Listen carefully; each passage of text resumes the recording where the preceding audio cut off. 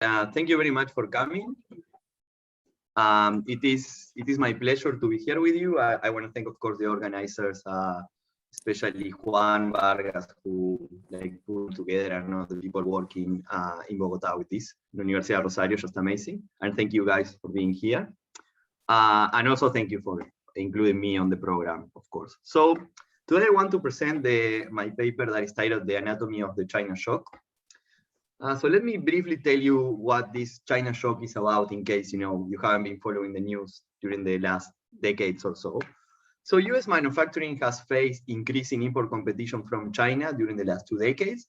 Just to give you one figure about this, Chinese imports increased from 171 to 515 billions between 2000 and 2017 in the US. And this shows, we know that it reduced manufacturing employment in the US. There is vast evidence about this, many different contributions from the literature. But we, at this point, know very little about what were the changes that this shock induced within manufacturing establishments. How did manufacturing establishment react? We're just getting to know this. So did some establishments, exited? Did some enter? Did some adapted? And if so, in which way? So basically, I want to focus on this last part and on something very specific. So my question is, how did continuing establishment? That means these are establishments that I could observe before the shock and after the shock to this China shock. And the reason why I would like to focus on this establishment is that these are the establishments that often demand protectionist policies, right? These are the guys that tell policymakers, look, we're facing this shock and we would like some type of protection in terms of tariff or whatever to not to cope with this shock. And also there has been a heated debate whether to protect this establishment or not. This is very true from the previous US administration, but it's also now, Biden trying to make their mind what they're going to do with China, etc. So this is like an ongoing debate, and I want to provide some evidence to answer this question. I will focus on something very specific, which I think is very interesting, and I will study the effect of the China shock on the intensity of the different tasks that workers can perform within manufacturing establishments. By intensity of tasks, I basically mean, how much worker supply of this task per unit of time. So I will look at different establishments and see how important is this task or not, basically, and then try to see how the China shock might have affected this. And when I talk about tasks, I mean, I do a broad analysis, but I'm going to focus mostly on these tasks that the literature has analyzed, which are cognitive, interpersonal, routine, and manual tasks, basically. So let me get into the data, okay? One of the contributions of this paper, apart from of course, looking at the China shock and characterizing it, which I think is very important, is that I link two databases in the US and I measure the intensity of tasks within the establishment, which is something that has been done in other countries, but not in the US, at least to the best of my knowledge, at the establishment level. So the first database that I use is the microdata from the Occupational Employment Statistics.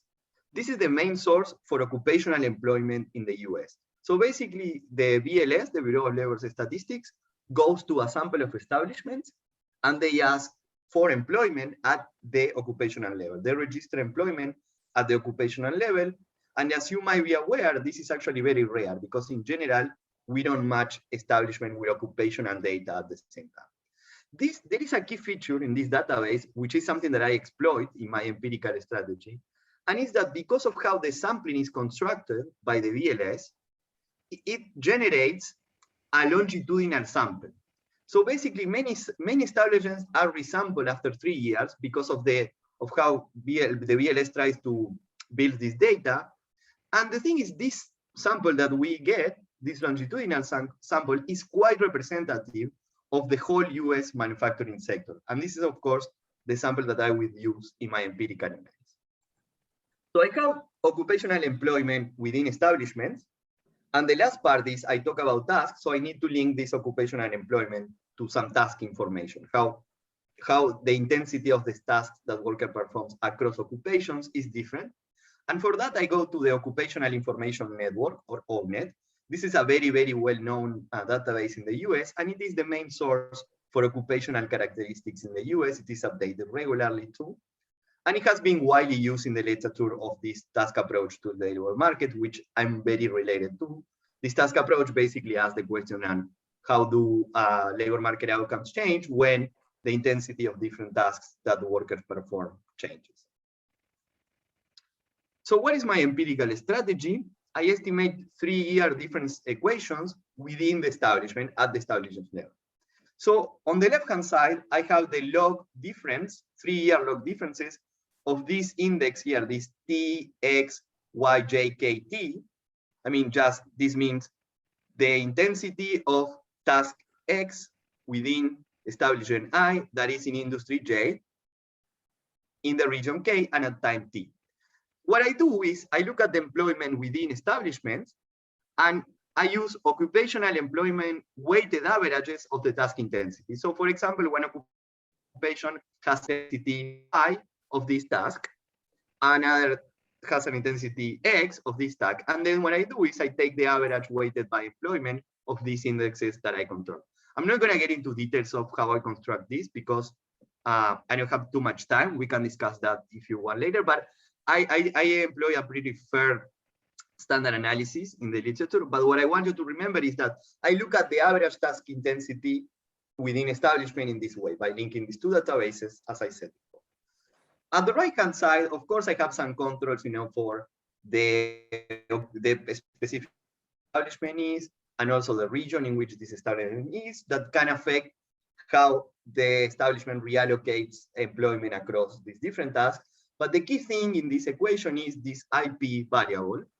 And this IP variable, I measure the import penetration from China at the industry level in which this establishment is. Okay, so I basically look at how important were the imports from China in this particular industry.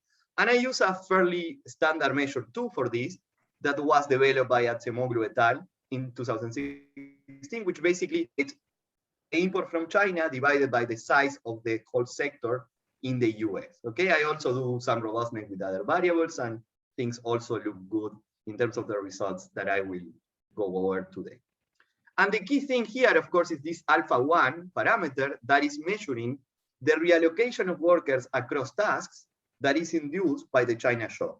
So basically, after the China shock occurs, I exploit the difference in exposure of establishment in different industries to this shock, according to where we receive more inputs in the US from China. I exploit that variation, and then I look within establishment how those that are in industries more exposed and less exposed change their task intensity. So that's basically the whole identification strategy here.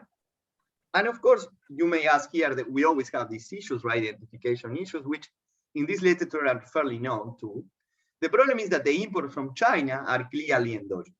The main reason for this is that part of this increase in the import in some industries is related to what US consumers want. So there is an increase in the demand for certain products from China. And this, of course, will make that this error time is correlated with this, which we don't want. But we also have another problem in this. The reallocation of workers across tasks is related to what is happening with technical change. So for example, if I get a new machine in one specific factory, I will change basically the demand for different workers in different occupations. We will indeed change the intensity of different tasks. And I'm particularly worried here is that these technical shocks are occurring across these different industries, and this affects how these industries can compete with China. So that makes, again, this measure of the imports endogenous, because industries that in the US have positive shocks are less likely to suffer from the import competition from China. So the solution then is instrument this, the IP measure with imports of high income economies. So instead of considering the imports from the US, we consider other high income economies that are in the OECD specifically. And the idea here is that all these high income economies are receiving a similar shock from China, so they are highly correlated. With this also, I try different instruments, different countries, etc., and things also look good in terms of all the statistics that we care about and the results that I will show you today. So the first thing that I did, because I was doing something relatively new, as I said, the intensity of tasks within manufacturing establishments is not characterized in the US. And I'm looking of changes in a 15-year period. So the first thing I ask myself is, let's see what happens on average on this sample, right? I can see all these establishments that are sampled every 3 years, and I can see the changes every 3 years throughout these 15 years of my sample. So I said, let's see how these average task intensities change. And the first thing that I noticed is that manufacturing establishments are actually reallocating employment in line with routine bias technical change. What is this routine bias technical change? This is a technical process that through which automation and computerization displace workers who perform routine manual tasks. Okay, so basically you get new machines, you get new equipment, substitute the workers that perform these tasks. So we will have a different composition in the task. So what I see within establishment that is consistent with this is specifically that on average now the intensity of cognitive and interpersonal tasks is increasing within manufacturing establishments, which is in line with relatively more workers that perform these tasks. And then the intensity of manual and routine tasks is decreasing within these establishments. And also in line with these two factors, because workers that tend to perform more cognitive and interpersonal tasks tend to have higher levels of education, I see that more experienced workers with higher educational attainment are on average within this manufacturing establishment. So once I have characterized this for the average sample, right, then the question for me was, what is going on with those that are more affected with China, and how does this compare with what I see on average in the sample, which is of course the most interesting question that I'm posing. What you can see here is basically the main result of the paper, very simple, is that actually establishments exposed to the China shock are behaving rather differently to what the average manufacturing establishment was doing in this period. What do you see in this table? In this table, I'm showing you, I take this parameter alpha 1 that I estimated from the 3-year differences equations for cognitive task intensity, interpersonal task intensity, manual routine, and for the average experience and education of workers. And what I do is, I take this alpha and I say, how does this alpha compare to what on average does a manufacturing establishment? So basically I calculate the average change within a manufacturing establishment in my sample, and I calculate what would be the effect of China relative to this average change within establishment. The main reason why I focus here on a relative measure is that, these indexes of task intensities are actually a number between 0 and 1, which doesn't mean much except from the fact that 1 is more intensive than 0, basically, right? So what I'm doing here is, I look at what on average we're doing manufacturing establishments, I take that as a base, and I say, what would be the effect of this alpha, this China shock, on an establishment that is on an industry of average exposure, right? So I assume that, I take the average industry exposed to a China shock, and I calculate the effect on an establishment that is on this average industry, basically, throughout this period. As you see, all these parameters are negative, which means that establishment in industries more exposed to the China shock are actually doing the opposite of what we see on average. So what I said on average was that we see this evidence of routine bias technical change, but on the contrary, the establishment more exposed to the China shock actually increase their intensity of manual and routine tasks. So more routine and intensive and manual intensive workers, lower intensity of cognitive and interpersonal tasks, and lower experience and educational attainment of workers. So now, basically, what are the main takeaways with this? Of course, this is mostly like an exploration. This is like a first step, to understand how we disentangle this. And to be honest with you, I have more questions than answers to show you, but I think that's actually interesting. So this thing that I show you just now, that continuing establishment become more similar to their Chinese competitors, because the Chinese competitors are intensive in low-skilled workers who actually perform more manual and routine tasks. So empirically, what we seem to observe here is that, these establishments that are more exposed to China somehow are moving towards becoming a little bit more similar to them. Okay, why? That's an interesting question for the future. And also, this actually is surprising, because what do we see in the literature is that, well, you know, the US, basically what it's doing throughout this period is offshoring routine and manual tasks to China and other developing economies, right? And focusing on what we would expect is their comparative advantage in more cognitive and interpersonal tasks. But I see that these guys that face more competition from China are doing kind of the opposite of what we would expect in general. And now, what are the implications of this? So we know that on average, the establishment were behaving in line with routine bias technical change, right? What happens in the average is a composition of three things. What the continuing establishments are doing, these ones that I'm focusing on here, right? But also we have entering and exiting. So if I tell you that the average looks quite different to those that are continuing and exposed to China, then it must be the case that this entering is rather different too. And in particular, they're moving more, it would seem that they're doing more of RBTC. Okay, this is of course a conjecture that now is what I would like to explore in the future, because we think that routine bias technical change has been an important force of technical change during this period, right? This has been well established that, you know, this generated the polarization of the labor market, etc. So something that I would like to answer in the future is to quantify how much slow down routine bias technical change, how important this was. And why I think this is an interesting question, because if routine bias technical change increasing the manufacturing productivity, that means that these establishments that are more exposed to China, that are doing something that goes opposite to this, there might be slowly down the productivity of the manufacturing sector. And this connects to what I said at the beginning. These are the guys that tend to demand for some protection.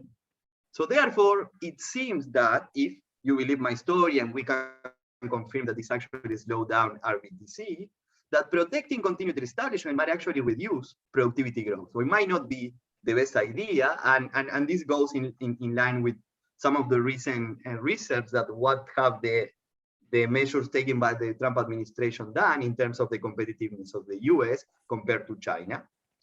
And also the results would suggest that, you know, reducing barriers to entry maybe could be crucial, because we want more of these establishments that are doing RBTC instead of those that are continuing and are doing the exact opposite.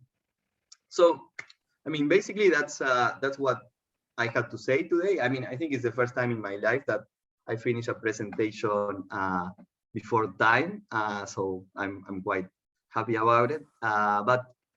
I mean, you might have questions. We can talk about them at the end. If you prefer, I think we just keep presenting now, and then at the end we discuss and we ask questions or whatever.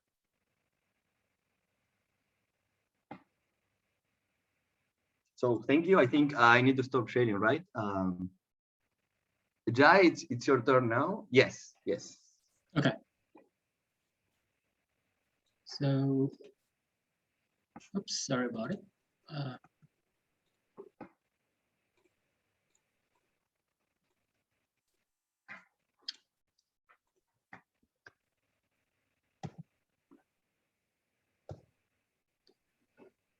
Right, thanks everyone for coming. Can you hear me? So this is my job market paper titled Technology Adoption and Late Industrialization. And this is a joint work with Yang-Wen Shin, with another PhD student in University of Chicago. So in the poster period, there have been divergent patterns of industrialization across developing countries. For example, like a subset of developing countries such as South Korea, Taiwan, Turkey, or Brazil has successfully transformed the economy from agriculture to manufacturing-based economy. And they did not achieve their industrialization through their own innovation. They rather achieved industrialization through the adoption of foreign advanced technology. So this industrialization in these developing countries, driven by the adoption of foreign technology in the post-war period, is known as late industrialization. So a lot of scholars and economists have argued that adoption of foreign technology used in rich countries can make poor countries richer. So possibly technology adoption in these developing countries can have two possible benefits. The first, if it's going to have some direct benefit to the adopters who firms that are adopt technology directly. But also, as long as technology is knowledge, and then technology at least partially like non-rival, it's also possible that this knowledge from the new adopted technology can benefit the other non-adopters through some knowledge diffusion process. And in such cases, there will be some positive nullity, which means that there will be insufficient amount of adoption in the comparative equilibrium. However, the challenge that exists in literature so far is that the effect of technology adoption is quantitatively empirically less known due to the lack of data availability. In this paper, I'm going to ask the following question: how do technology adoption and its local spillover contribute to late industrialization? I'm going to particularly study South Korea in the 1970s because Korea is very well known for its rapid and successful transformation among latecomers. And also it gives a valuable opportunity to kind of evaluate the effectiveness of Korean government policy that subsidized adoption activity temporarily for the heavy manufacturing sector firms. So what we're doing in this paper, first, we're going to construct a novel history of a data set that covers the universe of firm-level technology adoption contract between Korean and foreign firms. This is going to match with balance sheet and geographic information. This final constructed data set allow us to measure firm-level technology adoption directly at the detailed micro level. And most of the adopted technology during this time was about the know-how on operation of engineering plant or capital equipment that relate to the mass production. So for example, the transfer of a blueprint, or they can provide some training service for the Korean domestic engineers at the time. So this is one example of the contract between Kolon and Mitsui, the Korean and Japanese firm. The Japanese firm at the time had to provide the blueprint for the Korean firms, but also he had to provide some technical like training services. So it sent its own workers to Korea and training Korean engineers at the time. It also has to receive the current like domestic Korean workers to Japanese plants so that they can look at how the actual plants are operated. Using this data set, I'm going to provide two reduced empirical facts. The first, direct productive gains to adopters. I'm using some exogenous variation adoption stages, which I'm going to explain later. Our empirical estimate implies that adoption increased adopted sales by 51%. Also, I'm going to provide reduced empirical evidence on the local productive spillovers of adoption, using some spatial variation at the very fine level geographic details. Our estimate implies that 1% increases in local share of adopters increased non-adopter sales by 4.5%.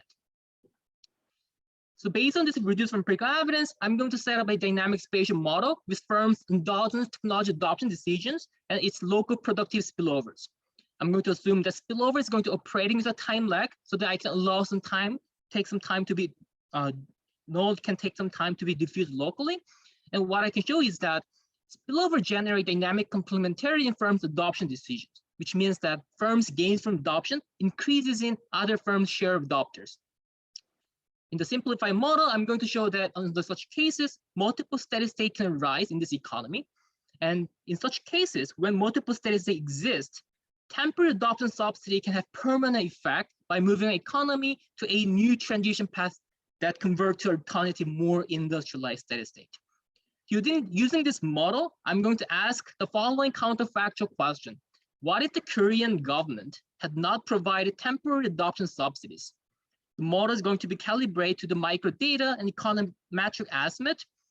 And our quantitative result implies that if subsidies were not provided, the Korean economy would have converted to an alternative, less industrialized steady state, where the heavy manufacturing GDP share is going to be 15% permanently lower, and heavy manufacturing export share is going to be 20% permanently lower, and aggregate welfare is going to be 10% permanently lower. So having manufacturing GDP share 15% decreases in, this corresponds to moving 2010 South Korea level to 2010 Mexico level. First, I'm going to briefly introduce data. So the key information of the data set is going to be adoption, a dummy variable of domestic firms' adoption stages, with typical balance sheet variables such as sales, employment, asset, fixed asset, and also it has rich information about the location of production. A sample period, 97 to 1982, there will be 10 manufacturing sectors, 4 of which are going to be categorized as in heavy manufacturing sectors. I covered the universe adoption activities. Balance sheet information is also represented at the national level. So let me briefly talk about some patterns of South Korea's industrialization. In the early 1970s, between 1997 to 1982, heavy manufacturing GDP share increased from 6 to 14%.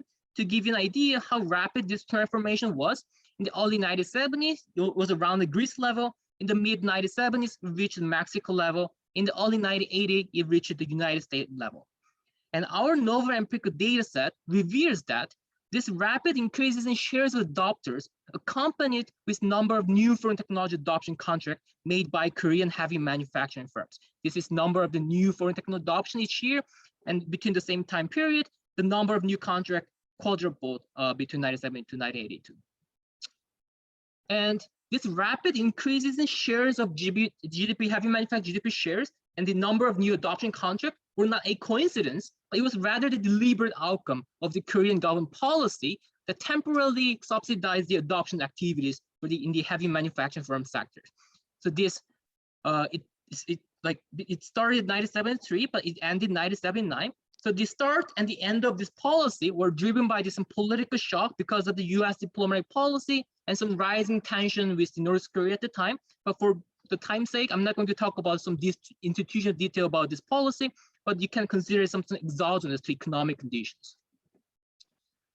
So this is going to be some joint effect of the cost lowered by subsidy and some benefit from the adoption. So my empirical strategy is going to be, I'm going to measure the benefit from the adoption first, and then using the model structure, I'm going to back out the subsidy component later. I'm going to conduct a counterfactual analysis using the model structure. First, I'm going to provide the reduced empirical evidence and direct product gains to adopters. The key economic challenge when estimating direct product gains to adopters is that firms are making endogenous decisions. They make endogenous adoption decision, which leads to the typical selection bias problem. So ideally, we would like to want some random assignment of such adoption status, but which is impossible in the observational data. So to approximate such random assignments adoption status, we're going to use the winners versus losers research design in the spirit of the Greenstone et al. 2010 JP paper. The idea is that we're going to compare winners and losers. Winners are the treated group, which is defined as adopters. Losers are defined as a non-adopter that tried to adopt technology but failed in the end based on the following two criteria. So losers, they made a contract, and this contract approved by the government, but they were canceled because some foreign firms' exogenous cancellation unrelated to domestic firms. For example, includes changes for firm management team or like foreign firms' bankruptcy. We are going to compare these two groups. The identifying assumption is that a loser forms a valid counterfactual for a matched winner, and two conditions have to be satisfied. The cancellation should be exogenous to losers, conditional on matched observables, but also winners and losers are ex ante similar in terms of both observable and unobservables. So our matching procedure can ensure these two conditions to be satisfied. So this is our result. The adopters, the winners, increase their sales once adoption actually happened. So like on average, after adoption increased winner sales by 51%, and similar result for the revenue total factor productivity. Their total factor productivity estimated using the Ulbricht's like 2009 economic letters paper. On average, it increased like winners revenue TFP by 46%. Also similar result for the labor productivity defined as the value added per worker. I'm going to provide reduced empirical evidence on the local spillovers of the adoption. So this is the measure for the spillover for firm I, which is going to be defined as a weighted average of nearby local firms' adoption status. So even within region, sector, and time t, depending on how close you are to the neighboring adopters, each firm is going to have a different value of the spillover measure. Another interpretation of this measure is that it can be interpreted as a probability of a manager I to interact with other managers, local firms, to adopt the technology. And I'm going to estimate this, this regression model where dependent variable is going to log sales, revenue TFP, like for the never adopted samples and cluster at the region conglomerate level, creates very famous for large firms that own multiple firms and multiple regions. And the key condition is that when estimating this kind of spillover estimate, there are two kind of key economic challenges, not like not really like to our own setting, but like more like generally to the spillover literature in general. The one is spatially correlated shock, which is going to affect both firm I's performance, but also the spillover measure, which leads to some spurious correlation. And also there can be some other effects of being close to big size firms, which leads to the omitted variable bias. So what we're going to do is that to kind of reduce this bias, we're going to be looking at very fine level geographic details. So our median size of the geographic analysis is going to be Manhattan sized.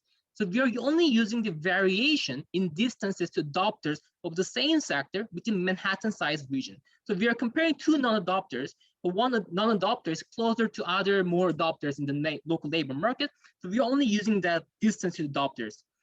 And also other effect of being close to big size firm. So I'm not going to talk too detail about these controls, but we also additionally control some other possible agglomeration effect or like some heterogeneous market size. And identifying assumption is going to be distance to adopters are uncorrelated with non-adopters, unobservables, conditional, or like fixed effects and controls. These are our results. What we find is that spillover was very like increased, was possibly associated like with non-adopter sales if those non-adopters were like closer to like local neighboring firms. The interpretation is that one standard deviation of spillover increased the sales by about 15%. And another more structured interpretation is that probability of interacting with adopters 1% increases leads to the sales increasing by 4 to 5%. We find similar results for the revenue total factor productivity. So I'm going to briefly explain the theory in brief, but I'm not going to do too much about it. The setup is a closed economy, discrete times, one region, one sector. Firms are monopolistically competitive. There will be fixed mass of firms, and firms are going to be heterogeneous across productivity, ZIT. And households are going to earn income based on the wages and profit rebated back from the fixed mass of firms. So in this environment, in this economy, all the agents are going to make static decisions. First, firms are going to make static technology adoption decision. The trade-off is that if they adopt technology, they can increase their own productivity, but they have to incur a fixed cost, which is in the units of finite goods. And also households are going to make a static consumption decision each period. So even those, so like source of dynamics in the model comes from the local spillover. I'm going to assume that spillover is going to operate with one period lag, which is more realistic because I'm really like studying the various 10 years or short-term period of time. So it might take some time to be knowledge to be diffused locally. And this is going to be working as an externality. So amounts of adoption in previous period is going to affect local productivity in time t. So firm productivity, to summarize, is going to be composed of the three terms: direct productivity gains, and local spillover, and exogenous productivity. So these direct productivity gains is going to be captured by primary eta. So if firms adopt technology, they will be enjoying some higher productivity. There will be also local spillover, which is increasing in shares of adopters in the previous period. And the final term is exogenous productivity. Spillover, I'm going to assume the following particular functional form. And what I can show is that this estimate, under this parameterization, this eta, which governs the direct productivity gains to adopters, and delta, the spillover parameter, can be mapped to our used from empirical estimate. So net gains from adoption is that gains from adoption minus fixed adoption cost. And under the parameter distribution assumption and the monopolistic setting, I can derive that adoption is going to be characterized by the productivity cutoff, where only firms with higher productivity above this level adopt technology, and adoption probability kind of takes the following form. And because of local spillover, each shares of adopter in the previous T is going to be increasing in previous shares of adopters because of the dynamic complementarity. Now I also can show that there exists a unique Shiller equilibrium for each period T. So given initial value, there exists a unique equilibrium path to the steady state. So this is a Shiller equilibrium curve. So this x-axis is going to be shares of adopters in the previous period, and this is going to be shares of adopter in today's period. So each point of this line corresponds to the Shiller run equilibrium. So given, for example, given value of here, period T's equilibrium is going to be characterized by this level. And because of dynamic complementarity, this curve is going to be increasing in the shares of adopter in the previous period. And the steady state condition is that shares of adopter should be time invariant, and where these points intersect at the kind of So these three are going to be steady state, multiple steady state, which can be Pareto ranked by the shares we adopted. So this is bad steady state, where only few firms adopt technology, and this is good steady state, where a lot of other firms adopt technology. And what is generating a result is that, so given here, if the initial condition was given here, economy would convert to bad equilibrium. However, if initial condition is given here, the economy is going to convert to the better steady state. And what is generating our result? The spillover. The spillover generates this non-linearity in this Shiller equilibrium curve. And if there is no spillover, for example, there will be always a unique steady state. So how does temporary policy work? Suppose economy is in this poverty trap, which means that even though it has some potential to reach better steady state, because of they're stuck in this poverty trap, they're converted to the bad steady state. However, one-time temporary policy can move to economy to a new transition path to convert to the better steady state. And in such cases, one-time subsidy can have permanent effect on the economy. So I'm going to extend this simple model to this small economy with multiple regions, multiple countries, multiple sectors. And each region and countries are linked to the costly trade across regions and countries. And households are also going to incorporate migration decision, where to live and work. And I'm going to model subsidy as an input subsidy for the adoption. So I didn't talk about subsidy yet, but what I can do is that I can provide some identifying moment using the model that they're informative about the subsidy rate. So intuition is that given the benefit that I measure from reduced form, I can recover subsidy rate using the model structure by using the information about the relative increased amount of adoption when subsidies were provided relative to the initial period when subsidies were not provided. So our result implies that if subsidy had not been provided, then South Korea GDP share would have been 15% permanently lower. So this is the subsidy, the baseline economy when subsidies were provided, and this is the economy when subsidies were not provided, and the green line is data.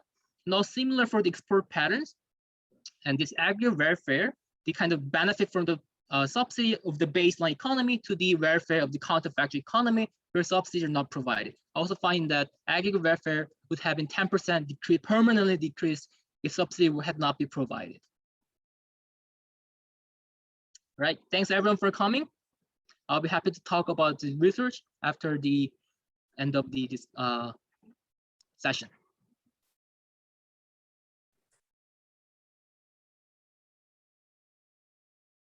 So thank you very much. I think it's my turn. I'm gonna try to find my presentation. Here it is. Can you see it well? Yeah. Okay, so thanks. Great presentations both. I have a lot of questions, and I'm pretty sure we'll have a vivid discussion at the end. And I appreciate the 18, 19 people that are attending this seminar. Well, thank you very much, guys. I hope you are learning, and please be direct with your criticism, with your views and your comments. I'll devote these 15, 20 minutes to share with you some research that I've been doing with Juan Jung from Universidad Pontificia Comillas and Telecom Advisory Services on the role of rules and institutions on telecommunication investment in Latin America. Let me be clear. I'm not in the academic world, so I have to use disclaimers, and nothing that I will be saying can be attributed to our different, let's say, institutions. But we really trust this is solid work, but more than happy to listen to you. Please bear in mind that this is Juan and Angel doing research on what matters for the digitization of. The motivation is quite straightforward. Everybody's speaking about digital transformation, digitization, how our lives, our work, our politics are now digital. And this is true for many of us who are among the privileged in Latin America or in the, let's say, emerging world, that to have a good connectivity. But this is not the case for half of the population in Latin America that don't have connectivity at all. And those in Latin America who have connectivity, it many times is not enough, let's say, to work, to do finance, or to do more specific tasks, not to speak about the limitations of connectivity in our economies. One big constraint that we have is that Latin America, despite the fact that has been investing more in latest years, still is investing half of what emerging Asia is investing. It is investing 3 times less than Europe and 7 times less than the US. So how we can make Latin America invest more? This is something that we wanted to investigate, and what's the role of some regulations and some institutions and how we can fix them. By the way, this is not unreachable. Brazil and the flexibility of the telecommunications sector in 2019, Colombia and the recognition of audiovisual and telecommunication sectors as convergent, but also spectrum, which is important for the telecommunication companies, longer periods. Costa Rica allowing the entrance of the private sector in their industry. Ecuador having a more comprehensive view of the digital economy. Mexico with a regulator and the constitution being drafted with points on telecommunications, or Peru, are examples that Latin America can do good things. And this is not just words. Each and every of these measures and these reforms share 2 main features. The first one is that they mobilized money, and we need around $200 billion in Latin America to close the connectivity gap from now until 2030. So this means that when things improve, companies and the markets invest more, and it's not just words. No? And 2, the second feature that these reforms share is that they improved somehow either the institutions, for instance, in Mexico having an independent regulator, in Colombia having a convergent regulator, or rules. In Colombia having spectrum for 20 years instead of 10 years, or in Brazil being authorized to enter the market. That means more competition. So this is anecdotal. So what our paper wants to do is to turn this anecdotal good evidence in Latin America of good rules and institutions and impact investment to a more solid paper. So what's the impact of good regulation and good institutions on investment, and of bad regulation and bad institutions on investment? And to be frank, I have to confess, the question started with a different one. The question that we wanted to address is, do we really need both of them good? Or it is enough to have a good institution despite having a bad law, or a good law despite having a bad regulator or bad government, or we need to have both? So we want to put in a nutshell estimates, not anecdotes, and to address these 2 issues. The literature is quite thin.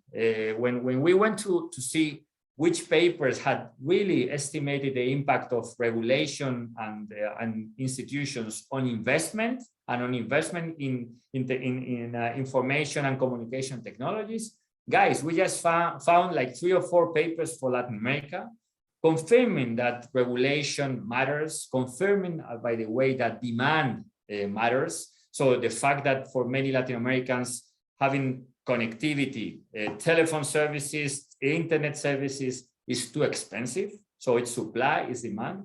But there are really 3 or 4 papers just on the published that are, let's say, I would say, solid enough to be called literature review.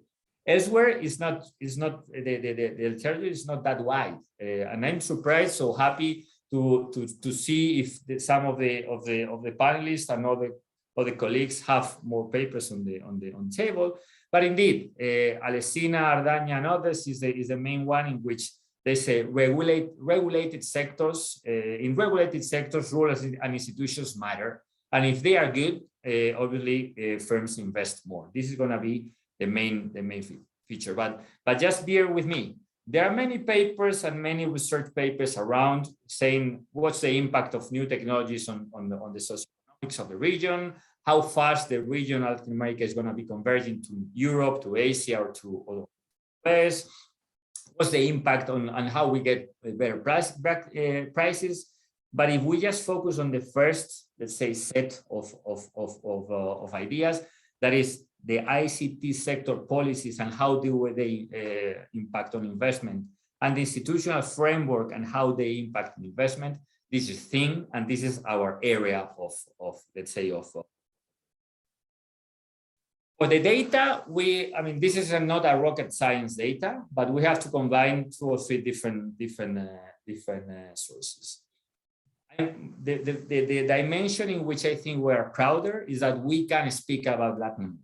I mean, these are the 15 countries that we are covering, 90% of population, 90% of GDP in the region.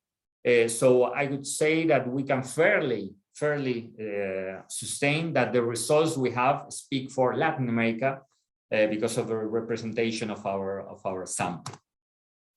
And this sample, what we did is obviously to focus on investment measured by CapEx, that is the investment in the telecommunications sector coming from basically the World Bank and some analysis that we have to do from these services. We focus on rules and institutions. In order to capture the good or bad rules, we went to the Development Bank of Latin America, CAF, database on regulation of telecommunication. They have a fairly good and robust indexes of how the regulation is. I will get deeper into what we mean by regulation and which dimensions we cover. And in other institutions, we went to the World Economic Forum that has annual data database where you can obviously also describe how solid the institutions in each of the countries are. And this is a decision we took. We use binary indicators to identify when a country X in a year T is above the median of the region or is below the median of the region. And this is the 2 samples that we will be comparing. The sample of, let's say, good years and good institutions and in those countries, and bad years and bad institutions in those countries. A country can change, obviously, not all the time. Each country is above the median or below the median in each of the dimensions. So we are really comparing properly the impact of policies and institutions.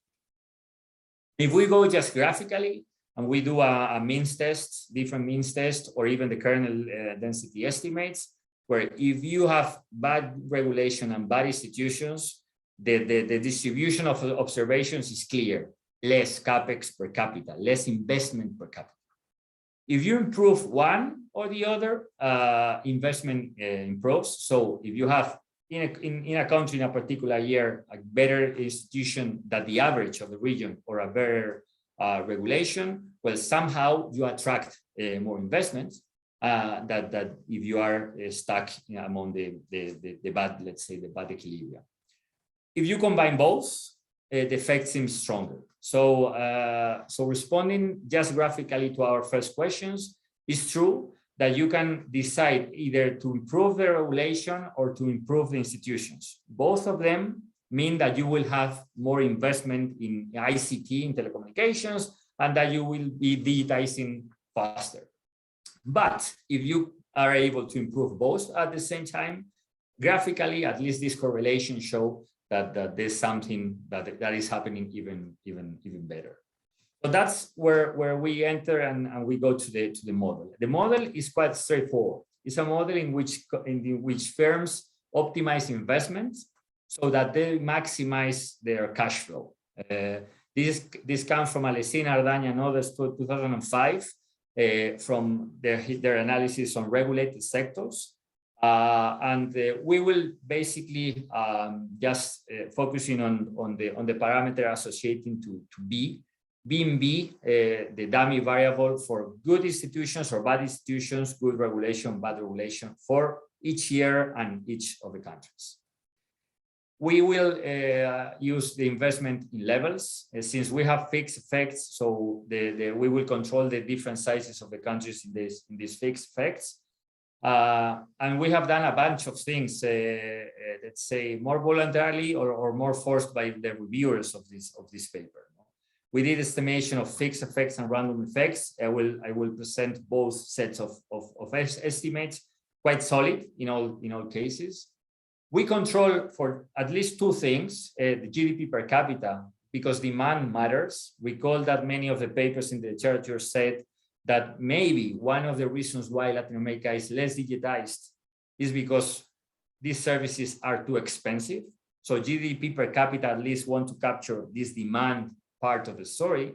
And let's say the supply part of the story is the rural population, because with that variable, at least we can capture the fact that our countries or some areas of our countries are remote and it's very expensive to deploy all the fiber of the cable of the technology to arrive to those places. We run some robustness checks as usual, the lack of capex, of investment, dynamic panel GMM, and also one thing that I will devote just a minute at the conclusion, taxes, because the difference in taxes also matters for many of our companies. But this is, let's say, the strategy. I will be quite fast because what I wanted to tell you is the story, the data, and the model and the assumptions, because the results tend to be quite solid. First column, do good institutions or good regulation matter? Yes, they do. Coefficients are significant and positive, and you are in the range of 30% higher investment if you are a country in a year in which your institutions or your regulation is better than the median in the region. Maybe you are attracting FDI, maybe you are attracting investment. You are, let's say, better than the rest. And this is the idea of using binary variables and dumps. Then we played with good institutions, bad regulation, good institutions. And here, again, the result, a 40% higher if you improve one or the other. So for a policymaker thinking, what should I do to attract investment? Either one of them works. But more importantly, and here I will do it graphically because it's sexier, more marketing style. Well, if you combine good regulation and good institutions in our sample, the countries benefited from a 64% higher investment in telecommunications. So there is some combined effect happening, and it makes worthwhile to go for bigger and more ambitious.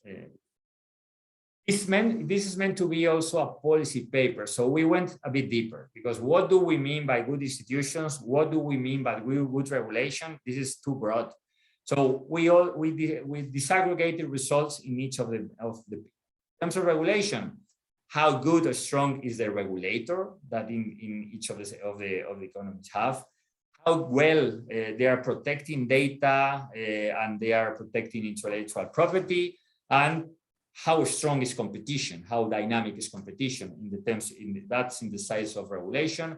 And in the size of institutions, we went all the way from property rights and security to undue influence, corruption, or even government efficiencies. In the sense that, well, if you have a better government that provides better public goods, well, maybe that's something that companies value in order to invest more in these countries. So we run the regressions, one by one, each of these dimensions, focusing on two ideas. The first one is, if I have bad institutions, what do we need in terms of regulation to focus on? And also, if I have good institutions, which are the best bets in terms of regulation in which I have to focus? And this is the idea. Please focus on data security, data privacy, and please focus on protecting intellectual property. Those countries that have good institutions and in terms of regulation, the data is protected and the intellectual property is protected, are the ones that are benefiting from higher investment in telecommunications in the range of 50–60% more each of the year. What about institutions? Because everybody talks about institutions. What do we mean by institutions? Well, the idea or the dimensions in institutions that matter the most are the ones that fight corruption and undue influence and foster security. So companies and telecommunication operators invest much more, 50 to 60%, if the country has some institutions that fight corruption efficiently, that protect from undue influence, and that are secure, physically secure. So concluding, in order to respect everybody's time, patience, and energy, this paper is one of the rare ones, and I'm surprised, that tries to address the impact of regulation institutions on telecommunication investment.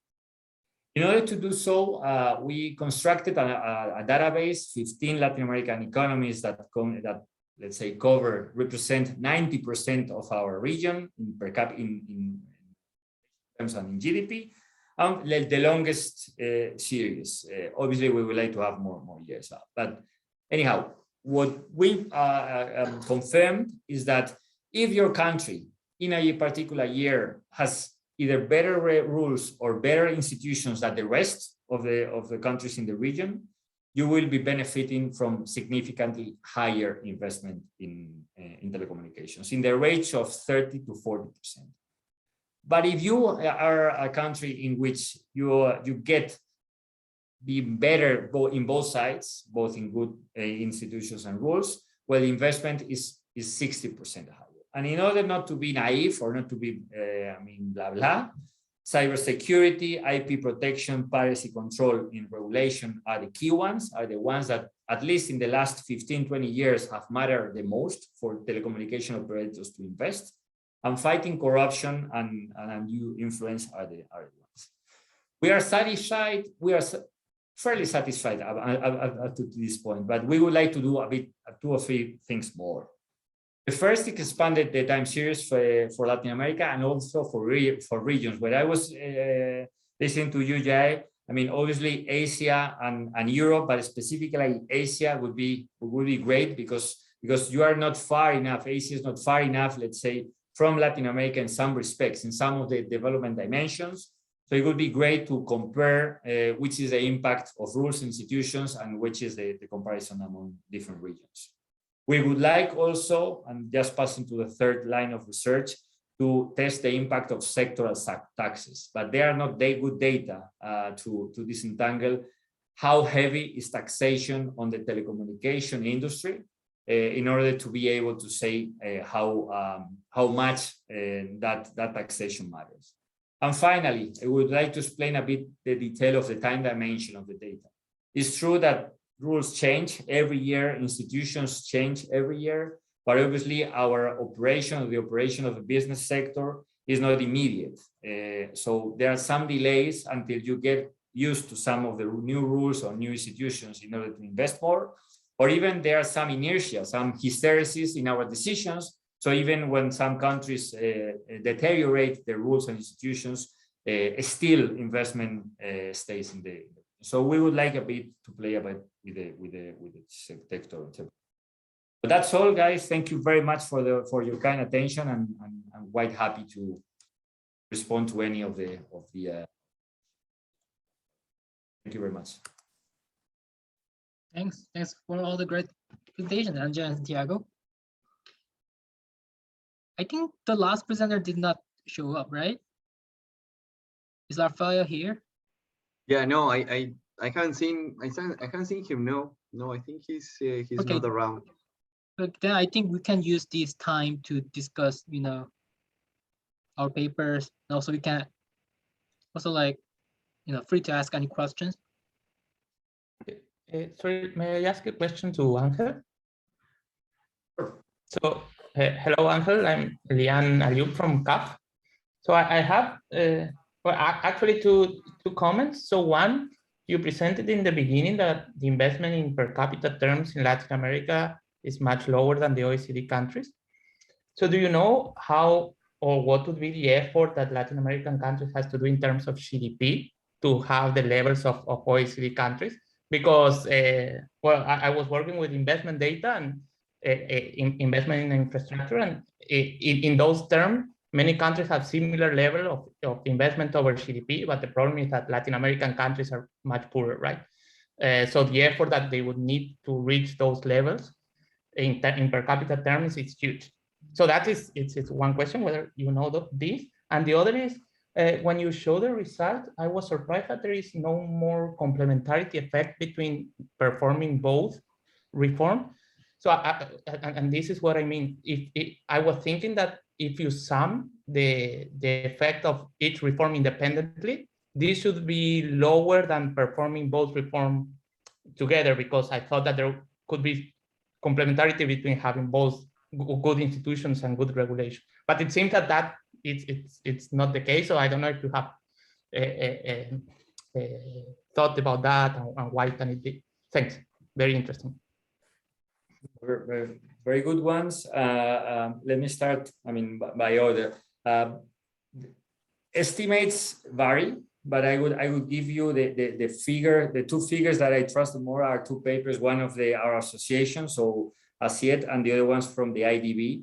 And both are saying that between $150 billion and $200 billion is what Latin America would need from now until 2030, more or less, to get an adequate connectivity.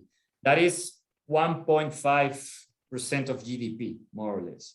This is 3 times what the World Bank is saying, or 3 times or 4 times more than what the World Bank is doing. I think they are over optimistic, but it's a matter of opinion. But in terms of the budget effort, it's in this order of magnitude. I will stick to 1.5% of GDP, but just to catch up, no? And that's not considering all the other investment, complementary investment that you need, that by the way is one of the questions I will address to Jai, because you need obviously 2 or 3 policies together. And I mean, you have a point on the other one. I would say 30 plus 40, 70. Let's go to 80 or 90% higher investment. It is not, but I mean, let me be clear. What it says is that when you sum, it still has something else, no, an additional one. So it makes sense to bet for both. So in terms of policy implications, it's the same. In terms of the size, is what we got, and it was stubbornly in this order of magnitude. But it's a very good question, and I will think with Juan how we can at least explain that this is not for policymakers to say, okay, I just bet in one or the other, because when I sum both the 2 ones, it's too complicated. We don't want to waste political capital. Thanks, Lian.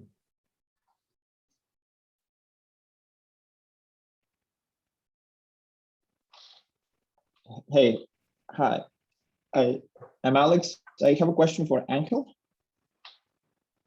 I mean, there's a lot of lobbying in terms of, investment in telecommunication and other sectors, right? I mean, have you thought about or how to think about this in terms of your regressions, because there's a lot of things happening back the scenes that we don't see, when we're having these big investments, like telecommunications, or you can think of in other sectors. I mean, how you think this through the lens of your estimations or your model?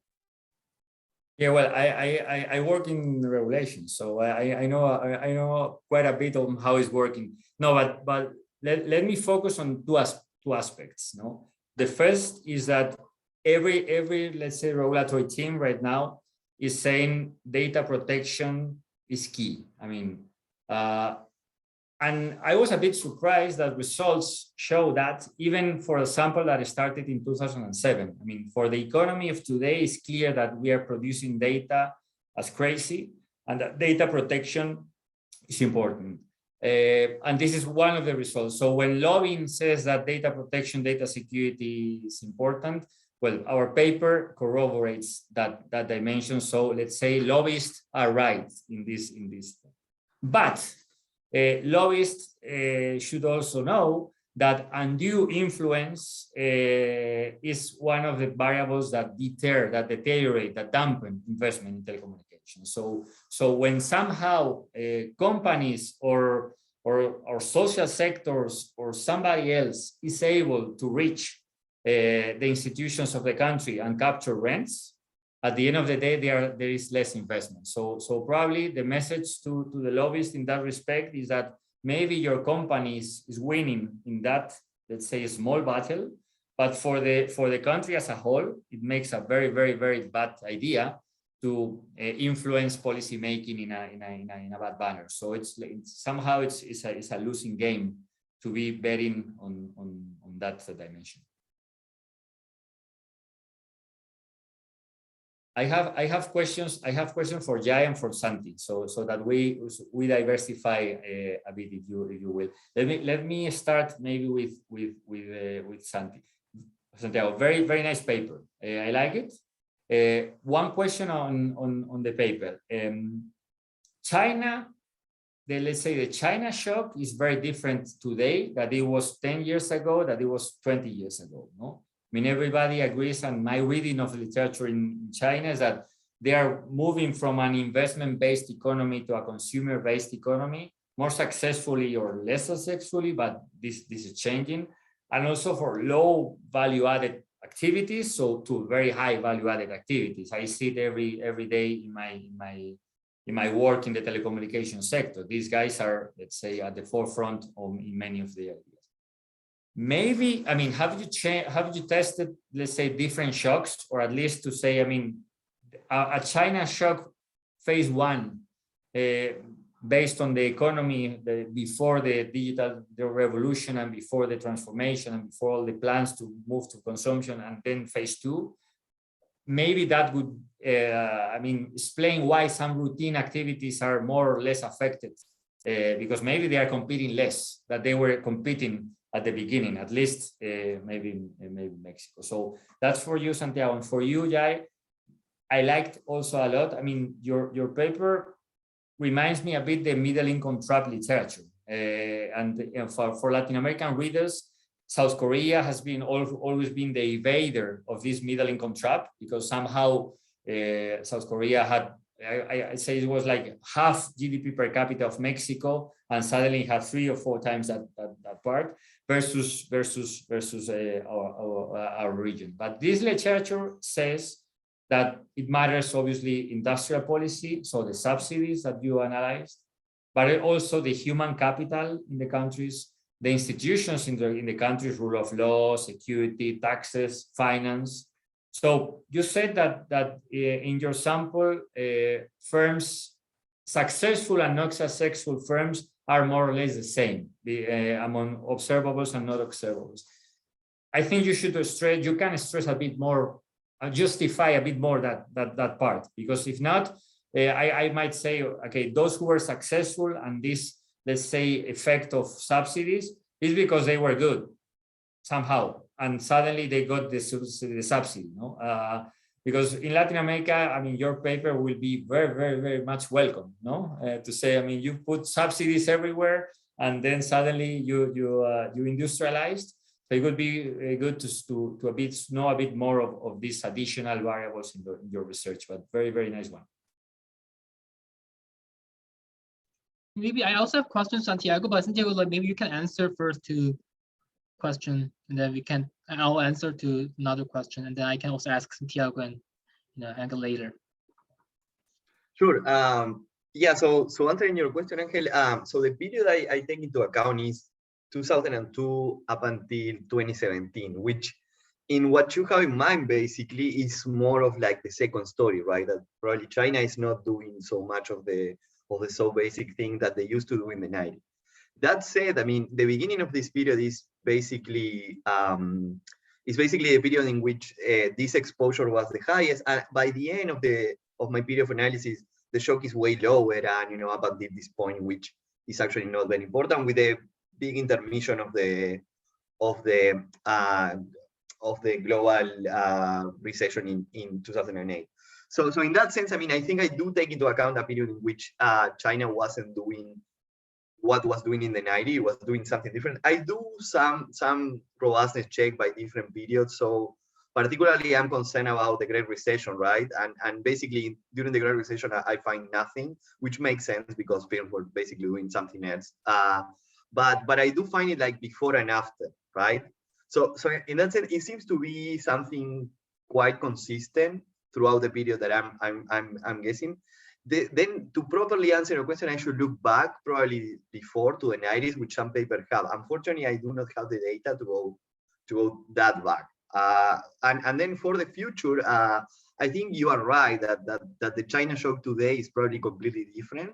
What the US might experience in the future is completely different. So I don't know how much we can extrapolate to the future, but I think still the exercise is interesting in the sense that, you know, this type of shock matters within establishment and we might experience some changes. I found this in this line basically.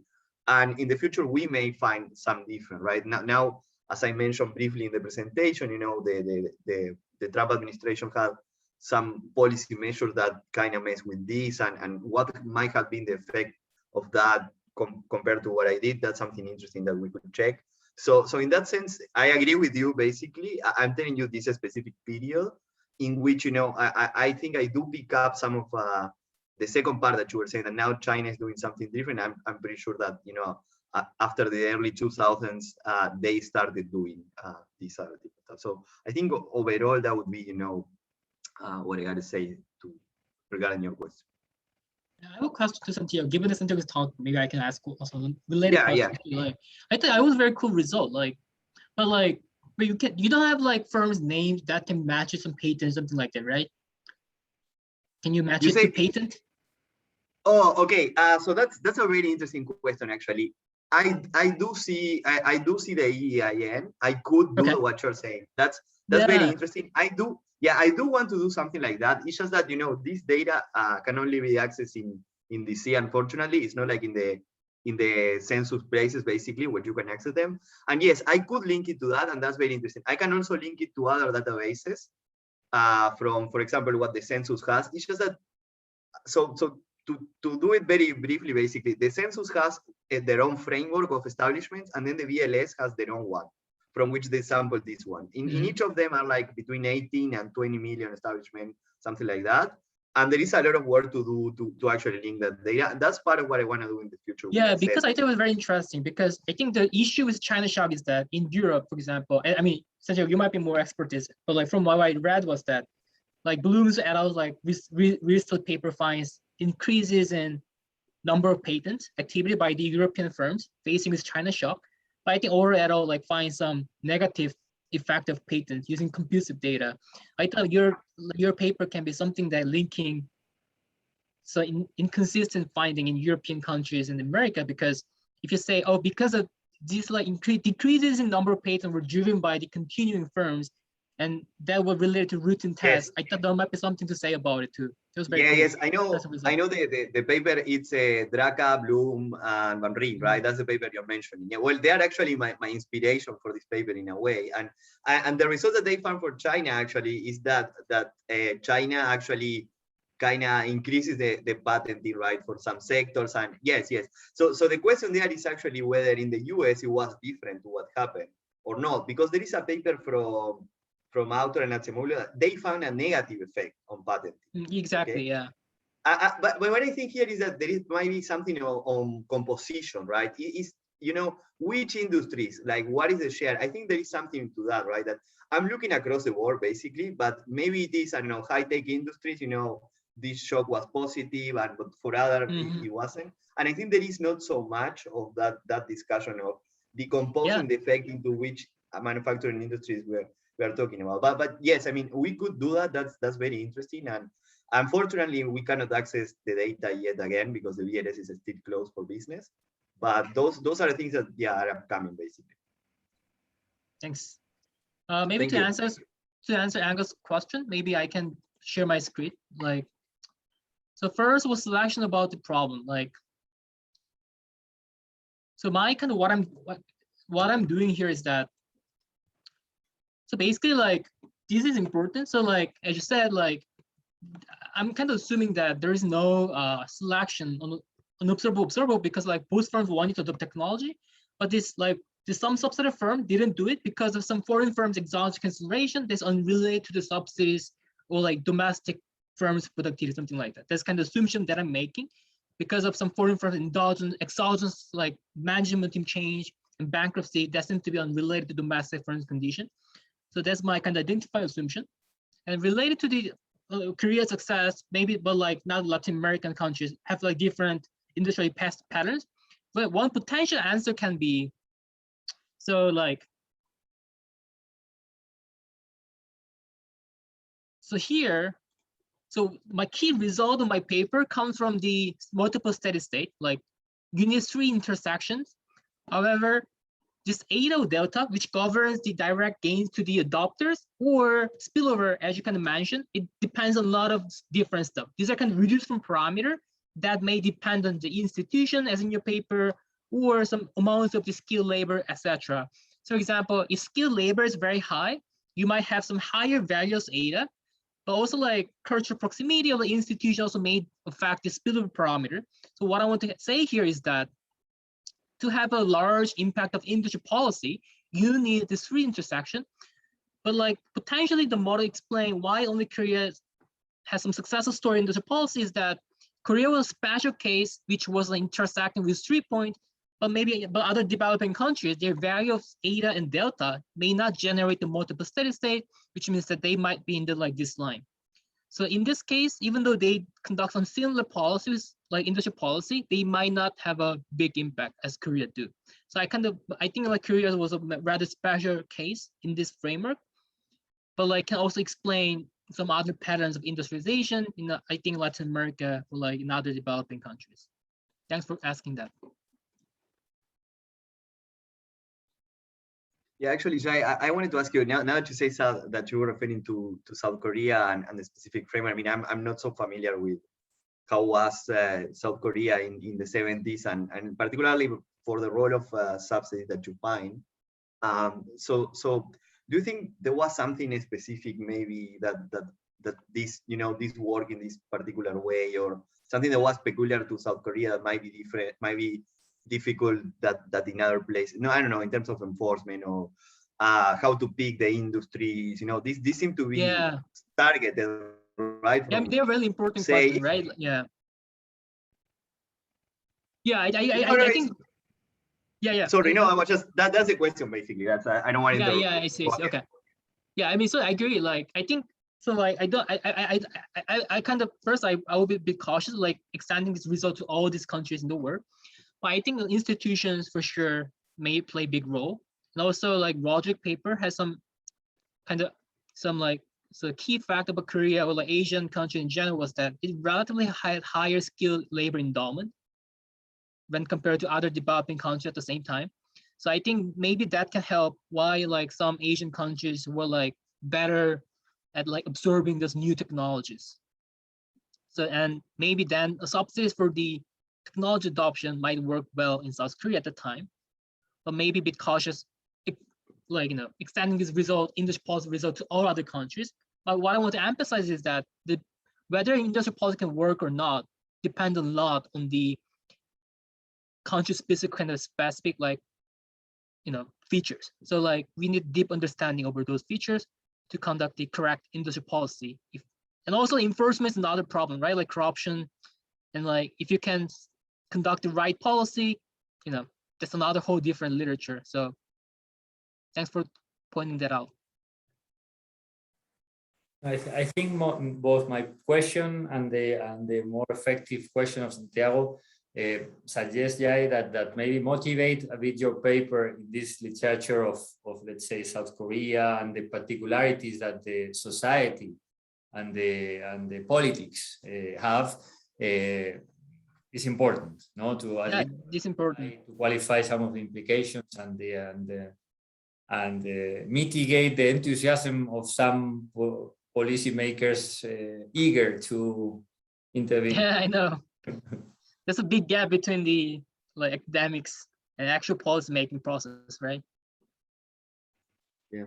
No, I just find, I think it's amazing how, we are all working in very different things in a way, but how we are all connected, right? There is like a clear theme here of like what should you do and what things matter, which are questions we have had like for, I don't know, I'm more focused on a developed economy, right? And you're more discussing developing economies or at least what they used to be and whatever. And anyway, like the questions are kind of saying what works, in which way, and when it works. Just like a very short reflection, because I think it's amazing how we end up asking us questions that are so pretty much aligned on this.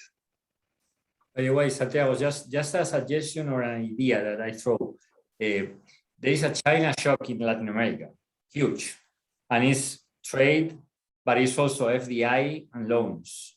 So, and in many respects, the countries are asking themselves, should they be more active in terms of, of setting conditions to how the loans arrive, how the FDI is facilitated, or even how to change the trade basket, no? Instead of selling low value added and importing high value added, which is the relation that the region has, to turn it. So I think that's a nice policy question, and the limitation would be probably the data, but for your research agenda, this is something that I would love to read. Thank you. Yes, no, that's interesting. I mean, your question basically is what do we do with China, right? Which it is a question that we all have basically, and I mean, yeah. No, I agree. Yeah, in Latin America, it can be, right, the fact of data and availability sometimes. But there are very, very cool papers now with, data from Colombia, from Brazil, like they have establishment, import data, patents, like very, very, very cool data. I've seen some papers on this, so I'm sure there are many things to do there.